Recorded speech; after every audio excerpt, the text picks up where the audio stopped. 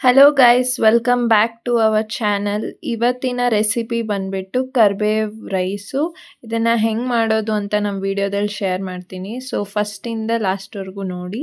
ನಿಮಗೆ ಇಷ್ಟ ಆದರೆ ಲೈಕ್ ಮಾಡಿ. ಸೊ ಇದಕ್ಕೆ ಮೇನ್ ಬೇಕಾಗಿರೋದು ಕರ್ಬೇವಿನ ಸೊಪ್ಪು.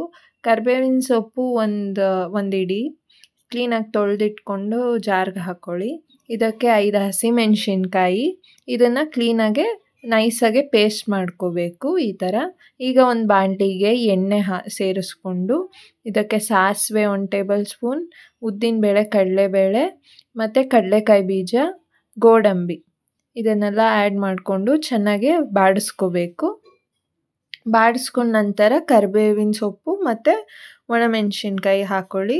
ಅದಕ್ಕೆ ಪೇಸ್ಟ್ನ ನಾವು ಕರಿಬೇವು ಹಸಿಮೆಣಸಿನ್ಕಾಯಿ ಪೇಸ್ಟ್ ಏನಿದೆ ಅದನ್ನು ಸೇರಿಸ್ಕೊಂಡು ನೀಟಾಗೆ ಬಾಡಿಸ್ಕೊಳ್ಳಿ.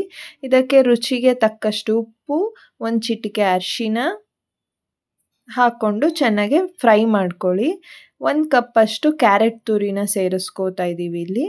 ಇದು ಚೆನ್ನಾಗಿರುತ್ತೆ ಟೇಸ್ಟ್, ನಿಮಗೆ ಹೆಲ್ತಿ ಕೂಡ ಇರುತ್ತೆ, ಏನಾದರೂ ಕ್ಯಾರೆಟ್ ಏನಾದರೂ ತಿಂದಂಗೂ ಇರುತ್ತೆ. ಮತ್ತು ನಿಂಬೆಹಣ್ಣ ರಸ, ಒಂದು ಅರ್ಧ ನಿಂಬೆಹಣ್ಣ ರಸ ಸೇರಿಸ್ಕೊಂಡು ರೈಸ್ ಹಾಕ್ಕೊಂಡು ಮಿಕ್ಸ್ ಮಾಡಿಕೊಂಡ್ರೆ ರೆಡಿ ಆಗುತ್ತೆ ಕರಿಬೇವಿನ ರೈಸು. ನೋಡಿ ಎಷ್ಟು ಚೆನ್ನಾಗಿದೆ. ನಾವು ಕರಿಬೇವನ್ನು ತಿನ್ನಲ್ಲ, ಯಾವಾಗೂ ಸೈಡಲ್ಲಿ ಎತ್ತಿಡ್ತೀವಿ. ಆದರೆ ಈ ಥರ ಮಾಡೋದ್ರಿಂದ ಹೆಲ್ತ್ ಕೂಡ ಬೆನಿಫಿಟ್ ಆಗುತ್ತೆ, ಕರಿಬೇವು ತಿಂದಂಗೆ ಆಗುತ್ತೆ. ನಮ್ಮ ಹೇರ್ ಗ್ರೋತ್ಗೆ ಇದು ತುಂಬ ಒಳ್ಳೆಯದು ಫ್ರೆಂಡ್ಸ್. ನೀವು ಟ್ರೈ ಮಾಡಿ, ತುಂಬ ಹೆಲ್ತಿ ರೆಸಿಪಿ ಇದು.